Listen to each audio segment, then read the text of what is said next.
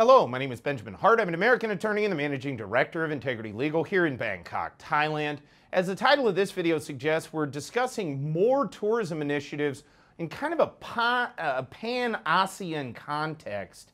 And what are we talking about here? Well, I thought of making this video after reading a recent article from the Bangkok Post print edition. I'm going to throw that up there on screen. I'm sure you can go ahead and find this article over at the Bangkok Post, bangkokpost.com. But the article was titled, Brunei Inks Pacts to Boost Trade Tourism. And then if you get into the article, and I urge those who are watching this video, check out that article in detail. A lot more information than what we're talking about here. It's really rather insightful. But that said, quoting directly, they also agreed to strengthen tourism cooperation, including through the, quote, 6 countries, 1 destination, unquote, scheme, a pilot proposed by Thailand to promote regional tourism cooperation, and also agreed to cooperate in health and wellness tourism, ecotourism, and Muslim-friendly tourism. In addition, both sides would work towards expanding flight routes from Brunei to Thailand.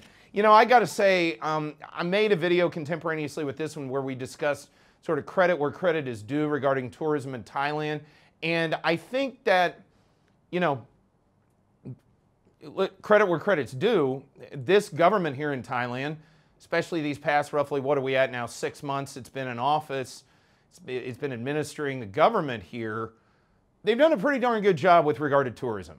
You know, I just have to say that, you know, credit truly where credit is due, they have performed well in terms of that function, and it looks to me like this government is highly attuned to the idea that tourism is a very important component of the Thai economy, and not just to sort of the standard aspects of the Thai economy, the so-called, you know, captains of industry or elites or whatever you want to say. I don't want to get into all that kind of terminology, but, you know, tourism at the end of the day has significant positive implications for the, for lack of a better term, lower or more common strata in the Thai economy. Little people essentially benefit from tourism. So anything this government can do to help improve tourism here in Thailand, be it through marketing initiatives like this, where, you know, further cooperation on a regional level, bilateral initiatives, as with Brunei. Again, the Sultan of Brunei has come to Thailand to discuss this, amongst many other things, I'm sure. And this is nothing but win-win, I think, for everybody.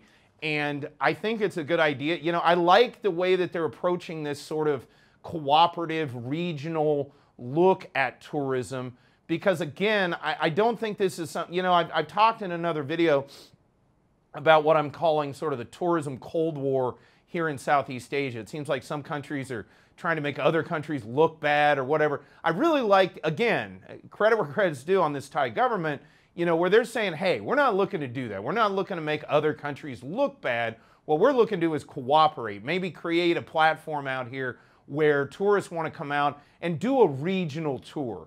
You know, if you watch, you know, there's an old movie, Tea with Mussolini, I think Cher was in it, or if you read about that era, that sort of interwar period, even prior to the First World War, when people would go, you know, especially the British would go on grand tours of certain places in the world. In Tea with Mussolini, it pertained to Italy, obviously, but the point I'm trying to make is, you know, this notion of a grand tour, this notion of a more regional approach and a more cooperative approach to tourism, I think will benefit a lot more folks on a broader scale and over a longer period of time than this whole notion of, well, we got to make this country look bad so we can pick up a couple extra tourists.